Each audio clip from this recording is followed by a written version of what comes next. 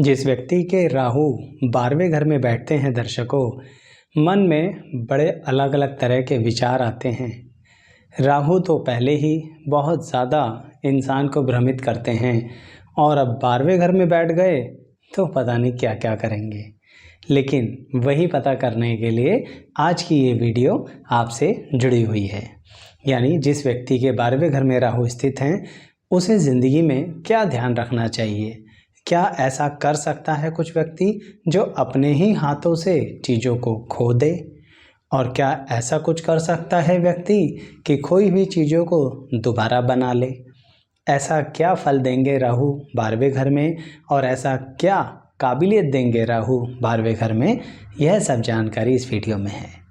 ऐसे ही दर्शकों, अगर आप राहु किसी अन्य घर में बैठे हुए हैं और उनकी वीडियोस भी देखना चाहते हैं तो आइए हमारे इस चैनल को सब्सक्राइब करके प्लेलिस्ट पे जाइए। वहाँ पर आपको राहु से संबंधित एक प्लेलिस्ट मिलेगी और अन्य ग्रहों की भी प्लेलिस्ट मिलेगी, जो सब अलग अलग घरों में यानी भाव में बैठकर कैसा फल देते हैं, पूरी जानकारी दी गई है। आइए इस वीडियो की शुरुआत करते हैं।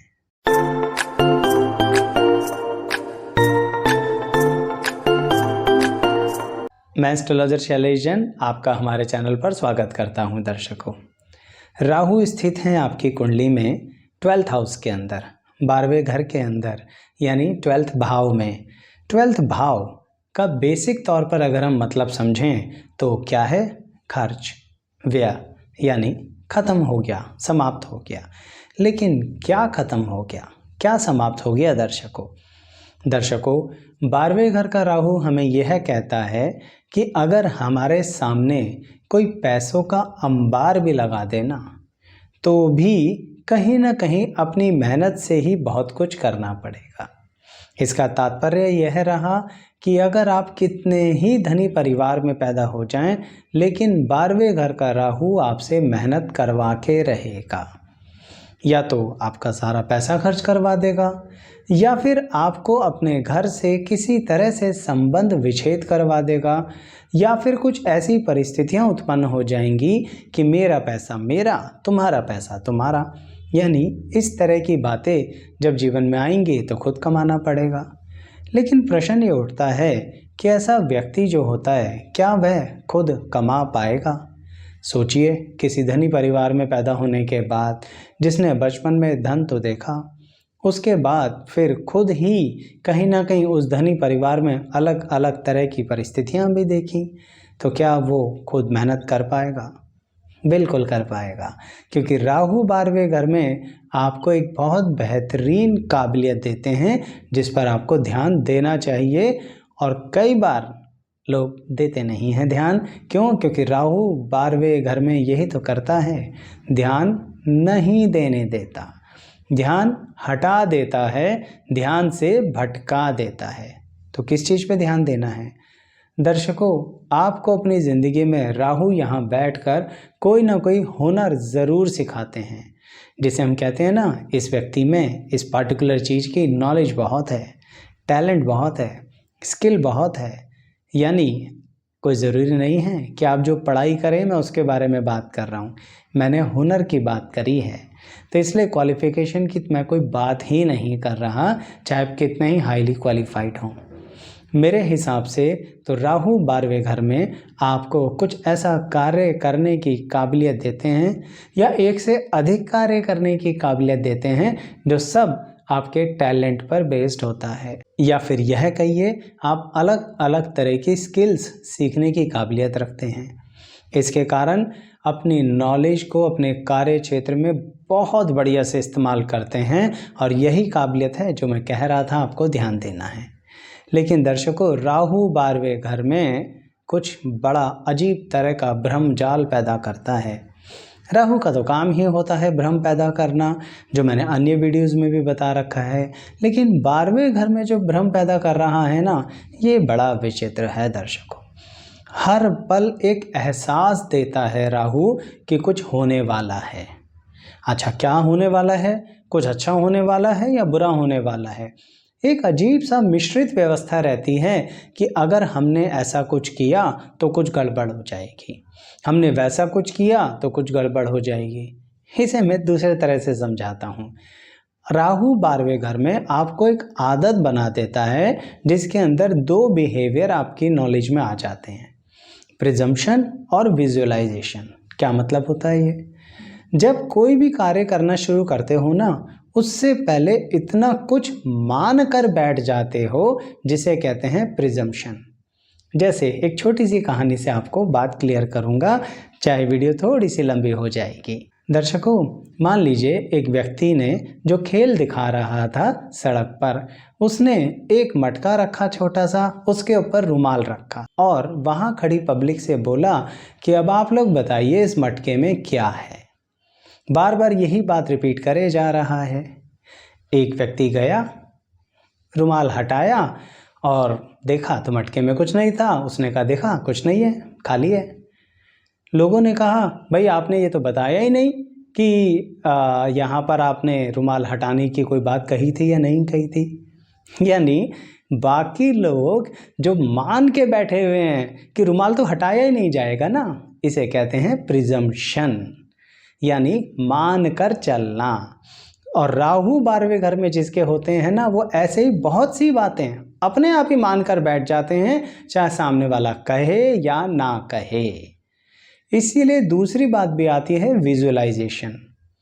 आप जब कहीं अपने साथ कोई बहुत महत्वपूर्ण चीज़ लेकर जा रहे हैं और राहु है आपके 12वें घर में, तो आपको एक डर लगा रहेगा, चीज़ कोई चुरा ना ले, चीज़ हमसे कोई छीन ना ले, हमारे साथ कोई गलत बात ना हो जाए। आप इसको विजुलाइज करना शुरू कर दोगे, खुली आंखों से देखना शुरू कर दोगे। एक ऐसा लगेगा जैसे आपके सामने सब कुछ घटित हो रहा है। आपको लगेगा कि आप उस चौराहे से जा रहे हो, एक व्यक्ति आपके पीछे आ रहा है टू व्हीलर पर, तुरंत आपके पीछे करता ही चला जा रहा है, चलता ही चला जा रहा है, आपसे छीन के आपकी चीज़ को भाग गया। आप उसके भागे पीछे, आपने उसे रोका और पता नहीं क्या क्या। इसे कहते हैं विजुअलाइजेशन। समझ रहे हैं आप मेरी बात? इतना विस्तार से इसलिए समझा रहा हूँ कि राहु 12वें भाव में बस ऐसा ही भ्रम जाल पैदा करता है। आप सोचते बहुत हैं, आप मानते बहुत हैं और बिना किसी बात को डिस्कस करे पहले ही मान के बैठ जाते हैं कि अच्छा ये तो ऐसे होगा, अच्छा ये तो वैसे होगा, ये तो ऐसे ही होना है, इसमें क्या पूछना। पूछ लिया करो, राहु 12वें घर के लोगों, पूछ लिया करो, बात को पूरी तरह से कह दिया करो, बात को पूरी तरह से क्लियर कर लिया करो। ये जो मान के बैठते हो ना, यही सबसे बड़ी दिक्कत है राहु 12th हाउस के लोगों की। यानी नो प्रिजम्पशन, कि मैं तो कोई प्रिज्यूम करना ही नहीं है, ये रूल बनाओ। नो विजुअलाइजेशन, हम क्यों नेगेटिव विजुअलाइजेशन करें कि ऐसा हो जाएगा वैसा हो जाएगा, हम ये काम करेंगे तो बॉस ये कहेगा, फिर हम ये करेंगे तो बॉस वो कहेगा। किस लिए? मत करो ऐसा, ये आपकी वर्किंग कैपेसिटी को डाउन करता है।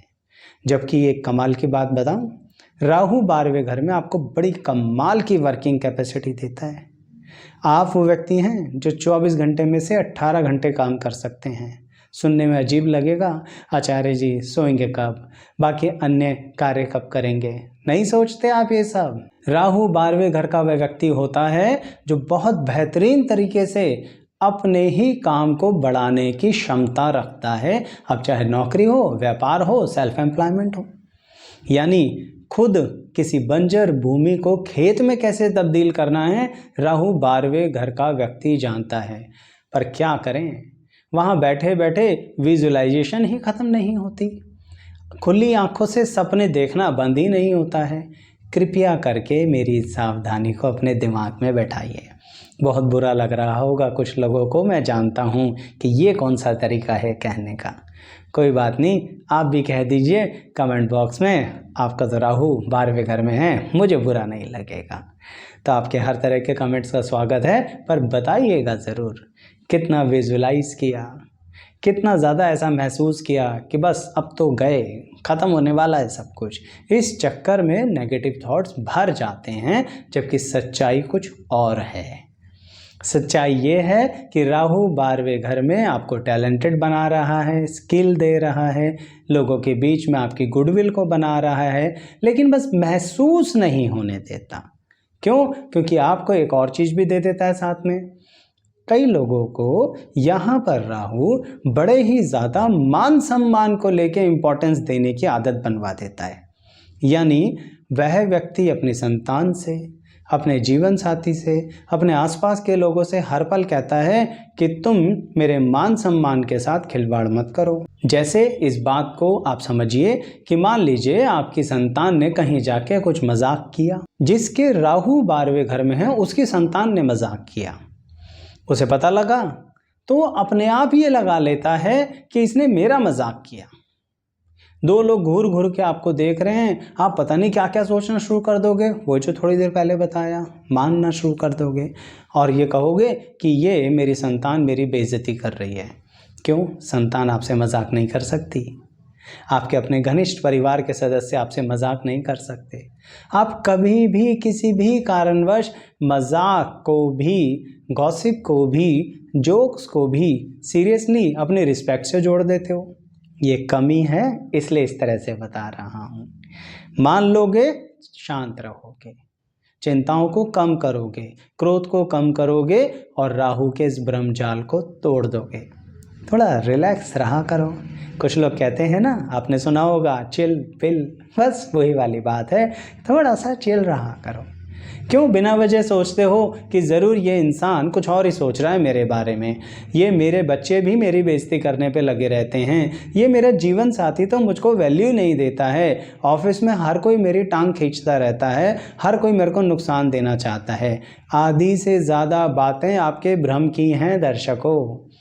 कृपया करके उन्हें छोड़ोगे तो पता लगेगा लोग आपसे कनेक्टेड हैं। जैसे कि इस बात को समझिए कि आप इतनी मेहनत से धन कमाते हैं राहु 12th हाउस के कारण, आप संपत्ति भी बनाते हैं राहु 12th हाउस के कारण, आप अपनी संपत्ति अपने बच्चों को देकर जाते हैं राहु 12th हाउस के कारण, लेकिन उसमें एक गड़बड़ कर बैठते हैं। वो क्या होती है दर्शकों? आपको, जैसे मैंने कहा ना, शंकाएं बहुत रहती हैं, मान बहुत कुछ लेते हो कि ऐसा होगा वैसा होगा। ठीक ऐसे ही कई बार आपको एक अजीब सा एक नया भ्रम पैदा हो जाता है कि अगर मैंने अपनी प्रॉपर्टी समय से पहले अपनी संतान को दी या कुछ लीगल फैसला किया तो मेरी संतान मेरे को नुकसान देगी, मेरे घर से बाहर निकाल देगी मुझे। कुछ फिर वही बात, भ्रम जाल। इसके कारण आप सही डिसीजन नहीं लेते और फिर आप अपनी ही कमाई हुई प्रॉपर्टी को किसी चक्कर में फंसा देते हो और आपकी संतान को बहुत कष्ट होता है।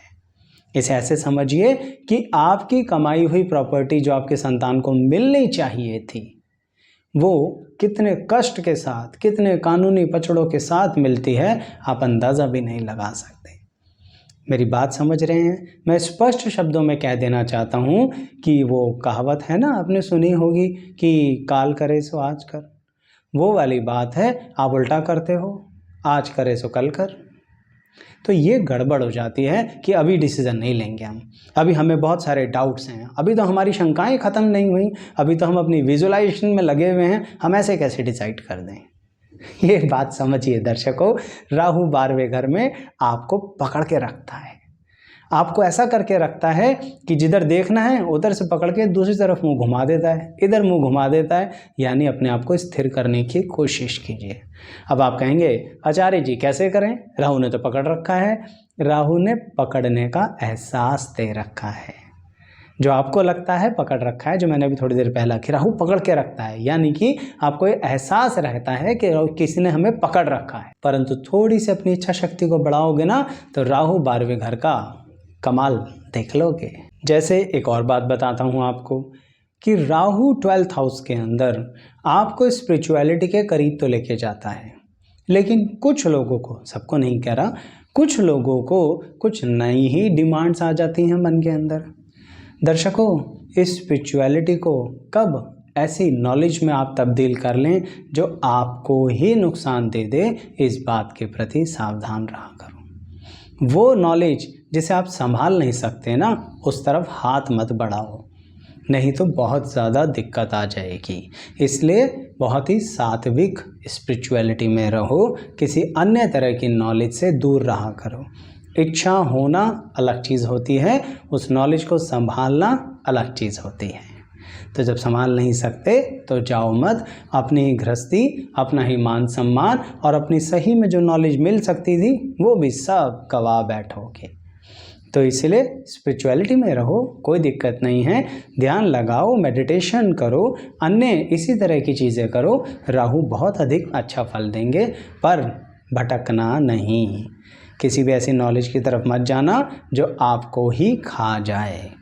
मेरी बात जो समझ रहे हैं ना, कमेंट बॉक्स में लिख देना, दूसरों को समझ में आ जाएगी जिन्हें कन्फ्यूज़न हो रही है, क्योंकि समझता वही है जो वो कर चुका होता है या झेल चुका होता है। इसीलिए अब एक और बात बताता हूँ कि सपने देखने में कोई बुराई नहीं है, एम्बिशियस होना चाहिए दर्शकों, लेकिन कुछ भी नया बिजनेस शुरू करने से पहले, नया काम शुरू करने से पहले, नई जॉब पर ट्रांसफ़र होने से पहले, किसी दूसरे देश में जाने से पहले राहु 12th हाउस वालों को क्या ध्यान रखना है? बहुत सिंपल सी बात ध्यान रखनी है दर्शकों। सुनी तो कई बार होगी आपने, जो बड़े बुजुर्ग भी कहते थे कि चलना है तो ठीक से चलो। कहने का मतलब अगला कदम जमाओ तब पिछला कदम उठाओ। पर राहु 12th हाउस वाला क्या करता है? अगला कदम जमाया नहीं, पिछला कदम उठा दिया। गिरोगे ना। क्यों? क्योंकि आपने यही किया और यही सबसे बड़ी कमी होती है राहु 12th हाउस वाले की। प्रॉपर प्लानिंग करो, एकदम स्ट्रक्चर्ड प्लानिंग करो। ऐसे मत करो कि अच्छा वहाँ जाएंगे, फिर वहाँ देखेंगे, फिर जैसा होगा वैसा कर लेंगे। ऐसी अनसर्टेनिटी के साथ मत चलो। मानता हूँ अनसर्टेनिटी ज़िंदगी में बिल्कुल स्थिर है, बार बार लोगों की ज़िंदगी में आती है, पर आपकी में बहुत ज़्यादा गंभीर तौर पर है। इसलिए राहु 12th हाउस वालों समझ जाओ मेरी इस बात को, कदम को जमा जमा कर चलो। यानी कुछ भी नया करने से पहले पूरा स्ट्रक्चर्ड प्लान करो, उससे संबंधित चीज़ों को ऑर्गेनाइज करो, लोगों को इकट्ठा करो, फाइनेंस की प्लानिंग करो, पूरा बजट बनाओ, उसके बाद जाके चीज़ों को इम्प्लीमेंट करो। अंधेरे में तीर चलाना छोड़ दो कि हमारा तो मन है, हम ऐसा करेंगे, और मन होना चाहिए। जब मन है तो सब कुछ हो सकता है। फिलोसफिकल बातें रहने दीजिए राहु 12th हाउस वालों, बुरी लग रही हो तो कमेंट बॉक्स में बता देना, क्योंकि जिन्होंने ये जिया है ना ज़िंदगी के अंदर, उनसे पूछो कि क्या क्या खो दिया। जो सबसे पहला सेंटेंस था ना मेरा इस वीडियो का, कि पैसे का हम बार भी लगा दें तो भी मेहनत करनी पड़ेगी, इसका मतलब वो पैसा खो सकता है। आप सिर्फ कहानियाँ ही सुनाओगे अपने बच्चों को या अपने नेक्स्ट जनरेशन्स को कि हमारे पास तो ये था, हमारे पास तो वो था। आपकी जनरेशन कहेगी हमने तो देखा नहीं क्या था। चलिए कोई बात नहीं, होगा ही, तो सोचिए आपके मन पर क्या बीतेगी। तो इसलिए थोड़ा सा ध्यान रखो। ध्यान रखने में कुछ बातें और भी हैं, ज़रूर बताऊंगा, लेकिन उससे पहले एक जानकारी दे दूं कि जैसे राहु की ये वीडियो है, ऐसे ही राहु की अन्य भी वीडियोस हैं कि आपका राहु लगन से लेके 12वें भाव तक अलग अलग वीडियो बनी हुई है कि हर भाव में कहीं कहीं बैठकर क्या फल देता है। ठीक ऐसे ही सभी ग्रहों की वीडियोस हैं कि सूर्य 12 भाव में अलग अलग वीडियोस है, कहाँ कहाँ बैठकर क्या फल देते हैं। यानी चंद्र, मंगल, बुध, गुरु, शुक्र, शनि, केतु सबकी वीडियोस हैं। आपको एक ही तो काम करना है, चैनल सब्सक्राइब करना है और प्लेलिस्ट के सेक्शन पर आना है। नहीं तो इसी वीडियो के डिस्क्रिप्शन बॉक्स में चले जाइए, सभी वीडियोस का लिंक मिलेगा, यानी प्लेलिस्ट का लिंक मिलेगा। अपनी कुंडलियों पर अप्लाई करके तो देखिए, अगर पसंद आए तो लाइक करना, कमेंट भी करना और दूसरे लोगों को भी शेयर करना, तो हमें भी अच्छा लगेगा। चलिए अब कुछ और बातें जो सावधानी के रूप में ही हैं, क्योंकि राहु 12वें घर में अच्छाइयाँ और बुराइयाँ दोनों देते हैं। अच्छाई में मैं आपको बता चुका हूँ, टैलेंटेड व्यक्ति हो पर अपने टैलेंट को पहचानो, दिन में सपने देखना छोड़ दो।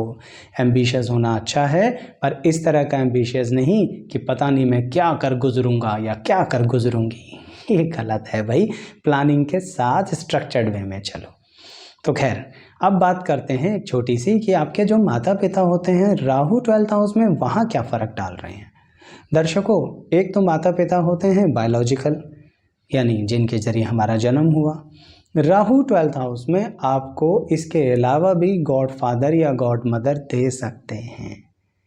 उनको पहचानो और उनके साथ अपने अच्छे संबंध रखो, तरक्की की राह पर आगे बढ़ोगे। बायोलॉजिकल पेरेंट्स का तो मैं मना कर ही नहीं रहा, पर गॉड फादर गॉड मदर मिले तो साथ रहना कहीं ना कहीं आपको बहुत सपोर्ट करते हैं राहु 12th हाउस में।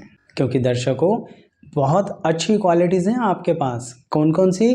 परिवार आपको मिलेगा, पर आपको डिसिप्लिन में रहना है। आपको अपने चरित्र का खास ध्यान रखना है, एक्स्ट्रा ऑर्डिनरी ध्यान रखना है अपने कैरेक्टर का। यहाँ चरित्र का मतलब एक बात बता दूँ, किसी से रिलेशनशिप होना बुरा नहीं होता, लेकिन एक ही समय पे 2 रिलेशनशिप होना थोड़ा सा डिफरेंट हो सकता है, तो उस बारे में विचार कीजिएगा। तो इसलिए राहु 12th हाउस में कहता है अपने चरित्र को ठीक से रखो, नहीं तो आपको असंतुष्टि ही मिलेगी रिलेशनशिप के अंदर। तभी मैंने बोला डिसिप्लिन। यही बात मैं नशे के लिए भी कहूँगा कि राहु 12th हाउस में कहता है कि नशे को कंट्रोल करो। आपने नशे को कंट्रोल किया, आपकी ज़िंदगी चेंज 100% होगी। आप कहेंगे आचार्य जी कैसे करें, आप ही तो बता रहे हो राहु 12th हाउस में हो। तो मैं ये भी तो बता रहा हूँ कि राहु 12th हाउस में आपकी इच्छा शक्ति बड़ी ज़बरदस्त देता है। एक बार उस इच्छा शक्ति का इस्तेमाल करके तो देखो। वो आपने सुना होगा ना कि एक बार कहीं ना कहीं मैंने अपनी इच्छा शक्ति का इस्तेमाल किया तो मैं इन्फिनिटी तक पहुँच गया। बिल्कुल वैसे ही आप बहुत अच्छे लेवल पे ग्रो कर सकते हो, पर आपको अपनी इच्छा शक्ति का इस्तेमाल करना है। राहु का ब्रह्म जाल तोड़ते चले जाओगे, फिर कोई नशा भी नहीं करोगे और चरित्र भी नियंत्रित रहेगा। और साथ ही दर्शकों, जैसा कि मैंने आपसे बोला है कि सेल्फ कंट्रोल आपके अंदर होता है, बस थोड़ा इस्तेमाल कर लो। तो वो सेल्फ कंट्रोल पैसे के लिए भी इस्तेमाल किया करो। किस तरह का पैसा? कभी कभी कुछ खर्चा ज़्यादा ही कर देते हो दिखावे के लिए, शो ऑफ के लिए। अब भाई बुरा लगे तो कमेंट कर देना, पर अच्छा हुआ अगर किसी के साथ ऐसा तो भी कमेंट कर देना कि आचार्य जी फिर हमने कंट्रोल कर लिया था। तो मैं ये कह रहा था कि थोड़ा दिखावा कम किया करो। हाँ, एक बहुत बेहतरीन बात है इसके अंदर जो अंततः याद आई और फिर वाणी को विराम दूंगा कि अपना मकान बनाते हुए आपके मन में राहु 12th हाउस कहता है ऐसा सॉलिड मकान बनाएंगे जो हमारी पीढ़ियां बैठ कर खाएंगी। तो इसीलिए वहाँ खर्चे के लिए मना नहीं कर रहा, क्योंकि वहाँ आप इन्वेस्टमेंट कर रहे हैं। लेकिन वो बात भी ध्यान रखना जो वीडियो के बीच में कही थी, मकान जिनके लिए बना रहे हो, एसेट्स और प्रॉपर्टीज़ जिनके लिए बना रहे हो, प्यार से उन्हें हैंड ओवर करो। कहीं आपके एसेट्स और प्रॉपर्टीज़ फंस ना जाएं आपके ही कारण। क्यों? क्योंकि समय से तो फैसला लिया नहीं। तो ध्यान रखना, राहु 12th हाउस में यही कहता है कि समय से करो जो करना है, सिर्फ सोचते मत रहो, कुछ कर भी लो। फिर देखो जब आप कर लोगे ना तो मज़ा आ जाएगा, तन से भी, मन से भी और धन से भी। तो दर्शकों, जिन पर जितना भी अप्लाई हुआ ज़रूर बताइएगा, साथ में अन्य वीडियोस भी देखिएगा और इस वीडियो को भी लाइक शेयर सब्सक्राइब कीजिएगा। यहाँ तक बने रहने के लिए बहुत बहुत धन्यवाद।